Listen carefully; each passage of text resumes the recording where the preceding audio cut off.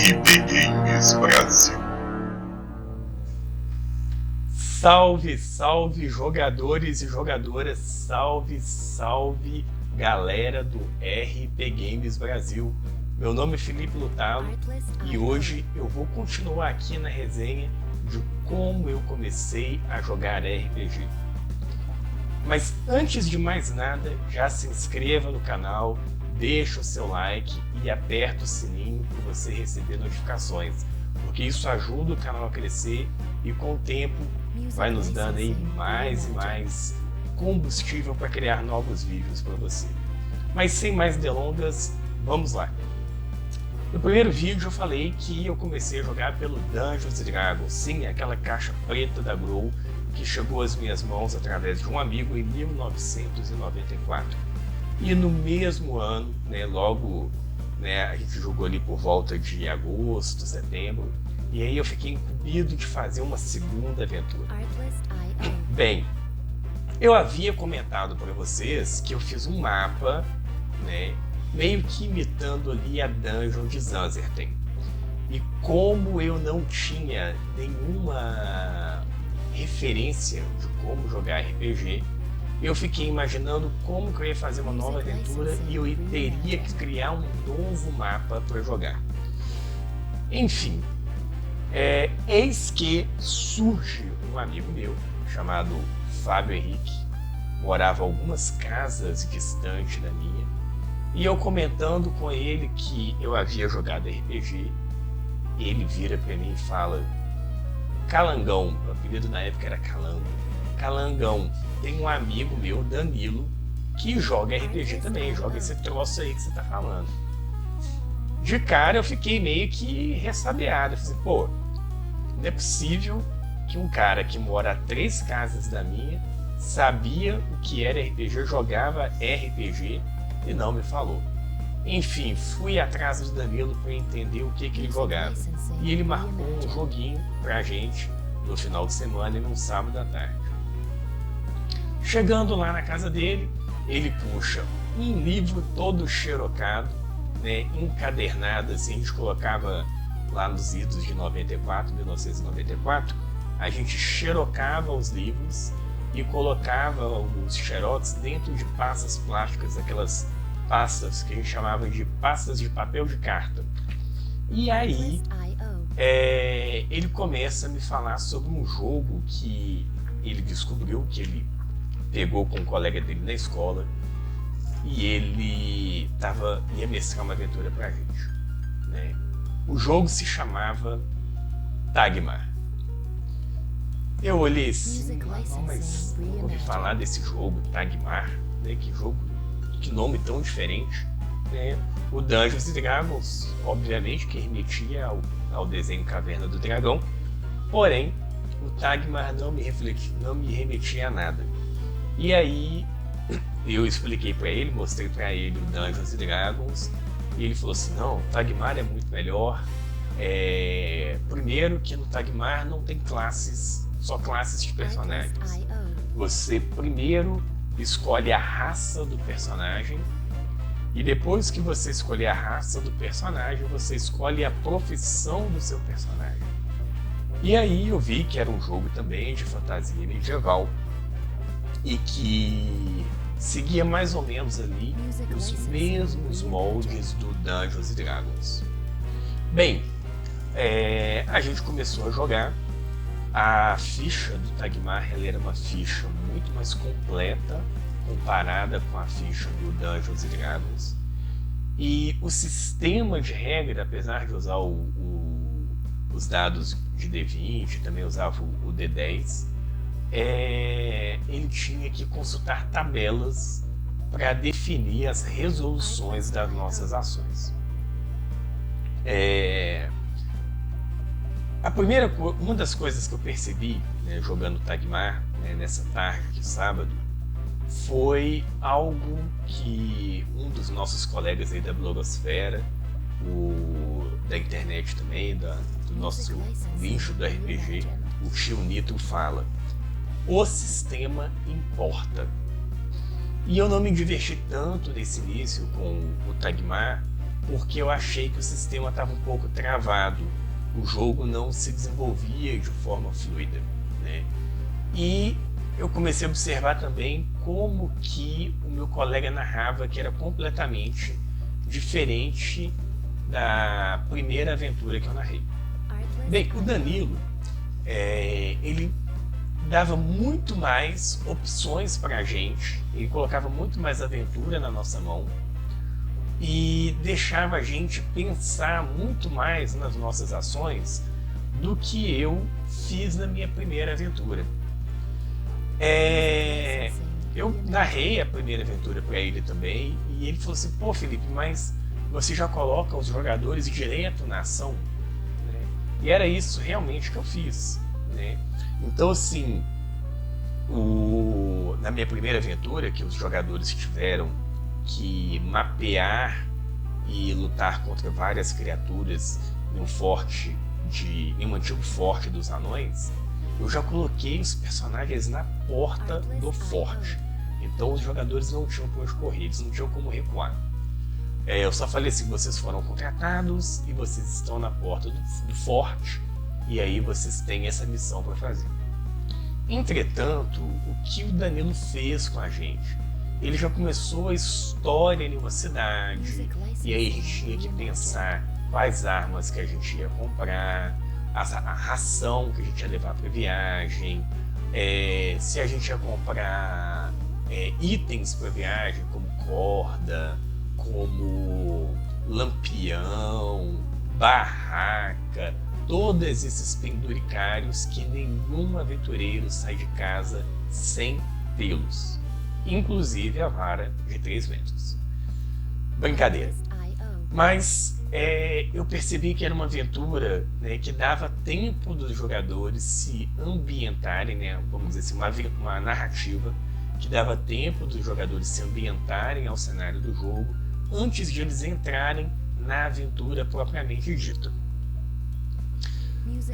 A experiência positiva que eu tirei do modo do Danilo de narrar é que primeiro, existem várias formas de você narrar o RPG. Cada mestre vai desenvolver o seu estilo. Segundo, que é legal, dependendo do tipo de aventura e do tempo que você tem para jogar aquela aventura com seus jogadores, para, vamos dizer assim, para avançar com aquela sessão, você permitir essa ambientação dos jogadores. Algo como hoje se fala da sessão 0, que é uma sessão para criar os personagens, para definir um pouco do cenário, do escopo das aventuras. Mas mesmo sem essa sessão 0, né, vamos dizer a sessão 1, é interessante os personagens às vezes descobrirem o que está ali na cidade, na vila, interagir com os personagens, né, para que eles comecem a criar um vínculo. A segunda coisa que eu aprendi, eu comentei com vocês, que é o sistema Importa, né? Então, assim, eu via que o sistema de Tagmar, apesar de parecido com o D&D, era completamente diferente. E isso permitia outras mecânicas de jogo, outras formas de encarar o jogo. Por exemplo, quando você atacava como espada, né? Quando o meu personagem ou de algum outro jogador atacava, não tinha uma rolagem de dano. E isso me estranhou em relação ao Dungeons & Dragons. Entretanto, eu percebi que era como o sistema foi concebido. Quanto maior era o seu resultado nos dados, melhor era o seu ataque, a sua ação. E uma das coisas assim, que eu achei que travou um pouco o jogo era o mestre, né, o Danilo, ter que sempre estar consultando tabelas. Bem, problema nenhum, né? Cada RPG tem o seu conjunto de regras, tem a sua forma de ser jogado, e cada mestre cada grupo apropria dessas regras de uma determinada forma que é melhor para ele. Basta você encontrar o seu estilo de jogo. Bem, depois que eu joguei o Tagmar, né, eu tive acesso à revista Dragão Brasil e encontrei uma crítica bem interessante sobre o Tagmar, que falava assim, vou ler para vocês aqui um trechinho, A GSA, Entretenimento Editorial, merece com certeza muitos créditos por ser a primeira empresa a acreditar na força do RPG nacional. As miniaturas de chumbo da IDD foram as primeiras a serem largamente encontradas nas livrarias especializadas. E sua revista, Dragão Dourado, foi também a primeira revista brasileira exclusivamente voltada para RPGistas. Foi ela também o responsável pelo lançamento de Desafio dos Bandeirantes e primeiro RPG como tema central no Brasil. Mas a primeira grande realização da GSA foi muito mais audaciosa.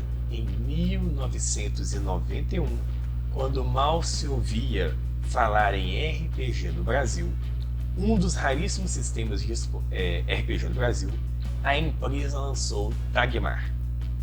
Era, na época, um dos raríssimos sistemas disponíveis em língua portuguesa. Tinha como colega apenas GURPS, lançado no ano anterior, a série Aventuras Fantásticas e Dungeons and Dragons, importado de Portugal. Difícil de ser encontrado por aqui. Bem, o Tagmar, além de um sistema de regras, ele também já trazia um cenário embutido.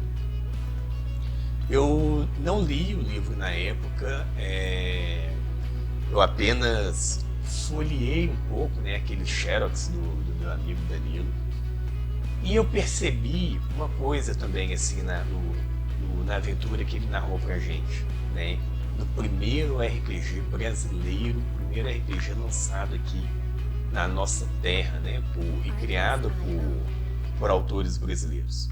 Eu percebi que a aventura ela não precisava de um mapa, ela não precisava de um tabuleiro, melhor dizendo.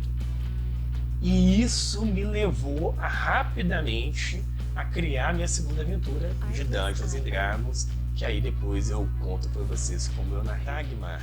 Então, o Tagmar, vamos dizer assim, ele foi o livro, a editora faliu, e aí um grupo de entusiastas pelo sistema criou o Projeto Tagmar, que você pode encontrar na internet.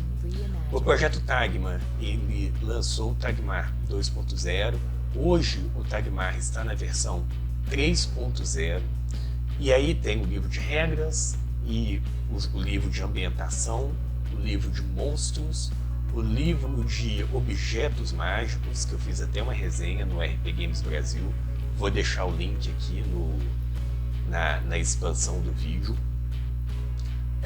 e dentre outros materiais, como contos e tudo mais.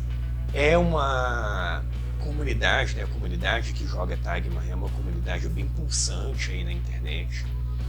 E o que eu acho mais interessante em relação a quem quer começar a jogar RPG e não tem acesso a livros caros como Dungeons & Dragons, dentre outros aí que estão no mercado, ou que é só entender como que funciona o jogo sem despender uma grana muito grande. Todos os livros de Tagmar 3.0 estão gratuitos no site do Projeto Tagmar. Então você pode entrar lá, baixar os livros, vou deixar o link aqui embaixo também na expansão do vídeo, e basta você baixar, ler o material e já começar a criar suas aventuras e jogar com seus colegas. Caríssimos, espero que vocês tenham gostado de como que eu encontrei o Tagmar, de como que eu desenvolvi um pouquinho aí o RPG. Você que está em casa e pretende jogar sozinho, no início pode parecer difícil, é sempre legal estar inserido em um grupo, mas hoje na internet tem vários e vários lives gravadas aí de grupos jogando RPG, então dá para você pegar qual que é a mecânica, como que a coisa funciona, e com acesso ao livro de Tagmar você já pode começar a jogar com seu grupo de amigos. Um grande abraço para vocês, espero que tenham gostado do vídeo. Deixa o seu like, deixa o seu comentário, se inscreva no canal e aperte o sininho. E fique ligado aí em novos vídeos, onde eu vou estar falando de como que eu iniciei aí no hobby do RPG.